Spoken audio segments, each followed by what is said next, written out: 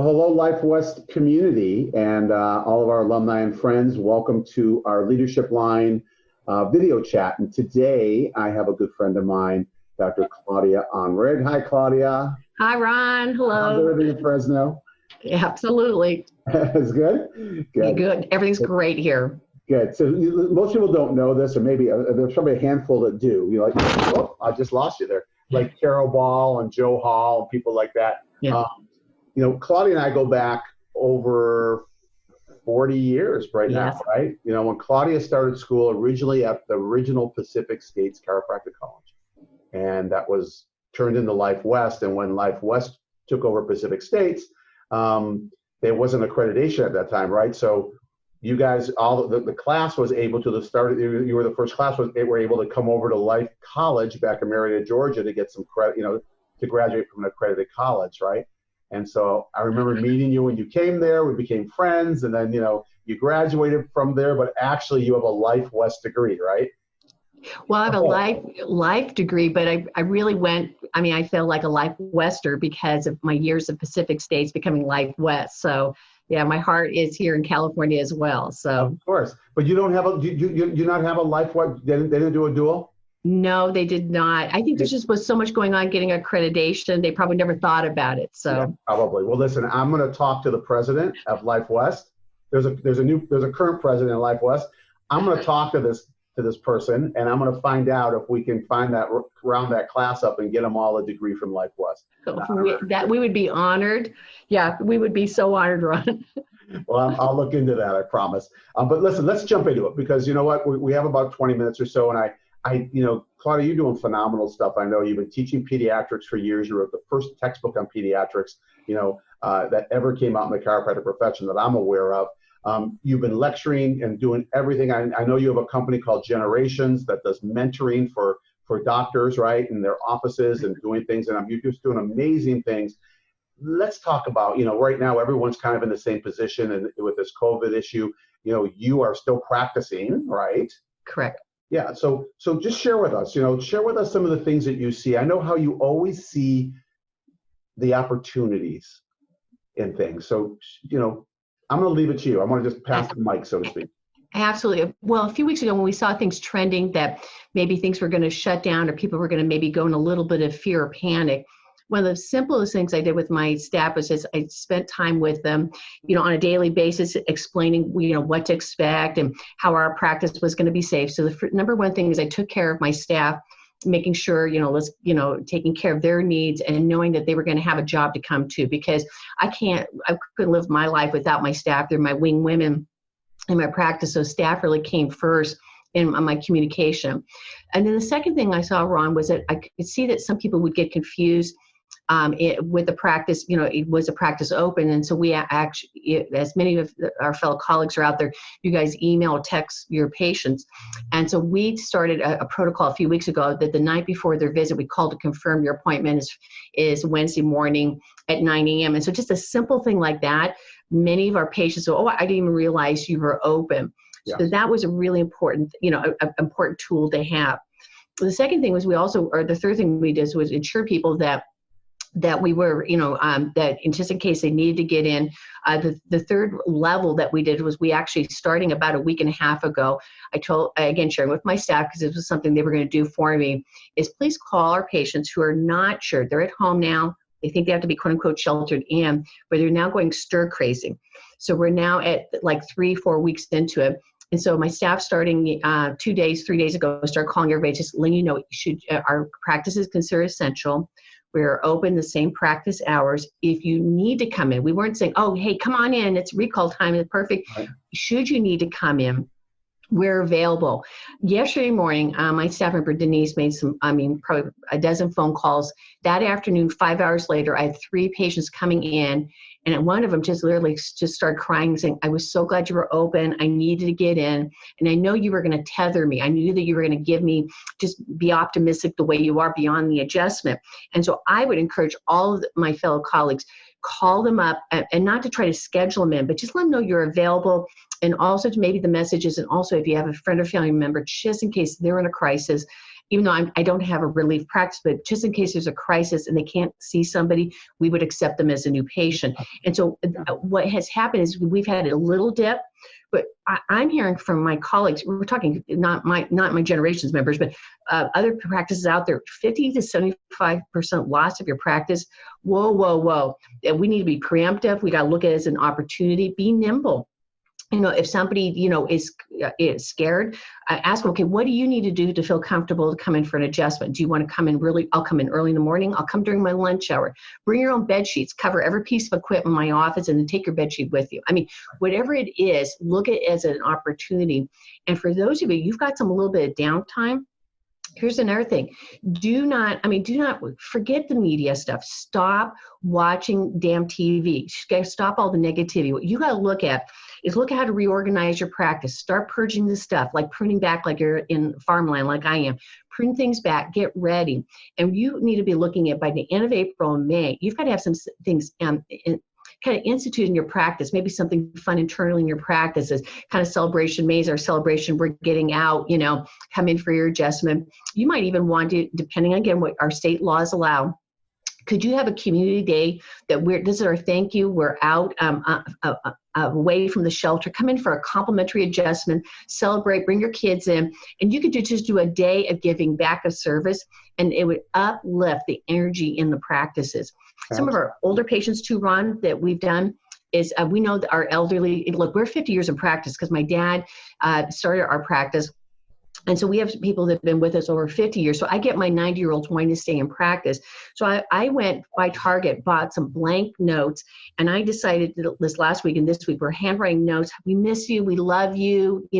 For those, we're praying for you, whatever it is, love. And then I sign my name, staff signs it. And then we just sent just these cards out to everybody. And then my dad, I go to lunch wrong with my mom and dad. They're in their 90s. Now, my dad, when I told him this idea, he says, well, Claudia, seems like you need to get some more stamps. I'll go to your stamps. And my dad's 92. He doesn't care about the virus because he's adjusted and he eats clean. So he's out there buying the damn stamps for our practice that get the notes out to our patients. I just look at it as an opportunity, think of positive things, love on your staff because they are worried. They're thinking you're going to shut down. It could be in the back of their mind. Encourage them because they're our lifeline too, our staff. What's so cool? Because it really is. I mean, when you look at the opportunity that we have right now with some of the time we have right now, right, that we can be planning. We usually do this like in November to see what we want to do next year. But right now it could be good. What do we want to institute? Like you said, I think it's brilliant. And it's a great time to meet with your team members, have powwows. This is going to end, right? Right. So when it ends, it's not like, oh, where's everybody? Be prepared, right? Like you just said, and have a plan set up, whether it's promotions and other stuff, something we're looking at doing that you just reminded me of because I thought about this last night when I went to bed. And not that I have enough in my mind right now. We put the whole school online in 3 weeks, and our people did a phenomenal job with that, faculty and our administration and everyone and staff. But here's the thing. We want to invite into our clinic at our health center here, all the frontline workers. For free. The nurses and the doctors at the hospitals down the street and wherever, to have them come in because think of the stress that they're under, right? And I know behind everything that you said is we're keeping our CDC protocols and doing everything correct and washing down our tables between every adjustment and do all the things that are, that we need to do to be compliant, right? But we can certainly, be essential, right? And that's pretty much what I love I love. From what you said, it's really a great time. What is it? Making opportunity, right, out of crisis or every crisis? Absolutely, because we have two choices. You could take this and be an Eeyore about it, and we have to be careful of our Eeyore patients. Where if you feed them during this time of crisis, that this is their moment to win their academy. And the same thing as doctors, sometimes we have to not let ourselves get into it. This is Eeyore, but you have to look in the land of poo land, be the tigger, be the piglet, be poo, be optimistic and just keep thinking, what could I do? Or, this could be a great time for you filming some videos. You've been thinking, oh, I've been wanting to do some YouTube videos on a good night's sleep or what's a good mattress or feet, gait, and chiropractic. And so you could do just some short little clippings while you've got the downtime and just, and get a YouTube library together. You've been thinking about doing it. Now you have the time to do it. And please don't change up your practice hours. Well, I'll come in if I'm not too busy. Keep your same practicing hours, because if you contract, the universe contracts with you. If you stay the same, the universe will fill back in on you. And so those practices who are contracting, they're going to have more numbers lost versus those staying open. I know it sounds really strange, but if you expand, the universe fills us in, right, Ron? If you contract, we're not porous and nothing pours into us. Right. And the other thing too is, we have community members, in the Life West community that don't feel comfortable being open. And I think that's great. We have to honor every single person with where they feel, and it's not about making somebody right and making somebody wrong. Just honoring where they feel they're at and what they feel they're doing. That's, that is the correct thing, right? Absolutely. As a matter of fact, some of my colleagues that I'm working with are in Canada and different states where they're not even practicing. And I agree. I think you have to come from where your heart space is at. What is being told to you? We should close the practice for a week or a couple of weeks. What my community, the culture of my community I practice in, I would be dishonoring to the community if I left my practice open. It would not be considered trustworthy, within the community. So I agree. Any of our colleagues who need to be staying sheltered, closing their practice down, I think we should absolutely honor their journey, because it's the right thing to do for themselves, their staff, and basically the community they serve. So yes, absolutely. Right. And for whatever reason, whether innately they feel that's the right thing, whether they research, they feel it's not right, but my thing is, do what you need to do for you, right? And don't make anybody else wrong, and no one should make you wrong, right? Absolutely. It's about honoring the space that we're given right now. And I just want to thank you, because I know you have been an anchor, and the bombs that you just dropped in this very short video were phenomenal, because it is a great time to work on education. Make sure your team members feel comfortable. Make sure that they know they have a job. Make sure that that we are not going anywhere. It's so easy to get into that negative space, isn't it? That head space of nothing's going to happen. It's all going to be gone, right? And it's not. And it's not. I remember 9/11, right? Yeah. It was like a ghost town. Didn't last as long as this, but it was like a ghost town. But still, everybody recovers. Everyone's going to come back, and they'll start coming back even more with what you said, if you're anchored and ready to go, ready to serve them. Well, I want to thank you, Claudia. I know that that you mentioned that you have something, before we got on the air. This is really cool, and I want to thank you that you have something for our community. So I'll let you share it. Absolutely. A couple of weeks ago, for my Generations members, they were chatting with, gosh, what do I say in the adjust room on Monday, or do I have anything to hand out? So over the weekend, we created 2 flyers, and if our doctors from our Life West family, if they want to go to my website, drclaudiaanrig.com, go to Free Stuff, and you can print off this little flyer. But the flyer will say Dr. Blank. And what you'll do is the 5 tips, like, hey, get moving, be positive, eat clean, get good night's rest. Okay, so tip number 5, or the number 1 tip, is don't forget to get adjusted as a family. And so, but it's designed for young families and so forth. I posted around my practice. I have handouts to give to the practice, and everybody's welcome to go to Free Stuff at the website. And there's 2 looks. You pick the one you like. Just make sure you're personalized. Don't leave the word Dr. Blank. Put your name in there, and please use that in your practice. It's a good anchor for your patients. That's great. That's great, Claudia. Thank you, and thank you not just for that and offering it to our community. And we'll make sure it's probably already underneath you right now, underneath the screen right now. ClaudiaAnrig.com.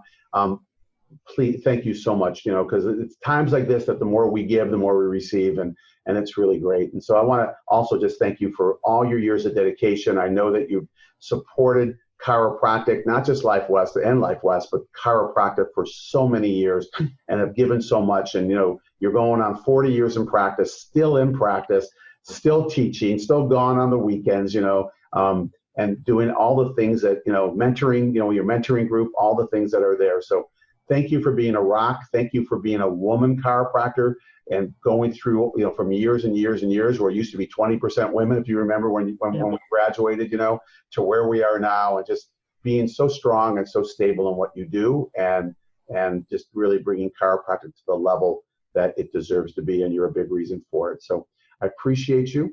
And I can't wait to see you live. You're speaking at the Wave this year. Yeah, so I can't wait to see you live, and we're not talking over video chat, though it's nice to communicate. And if there's anything, for our viewers, if you need anything, Claudia, they can reach you through your website. Yeah, via the website, or they can call our practice at 559-291-7800, and they can speak to Anastasia. She assists any doctors in the United States with anything that we could help to troubleshoot.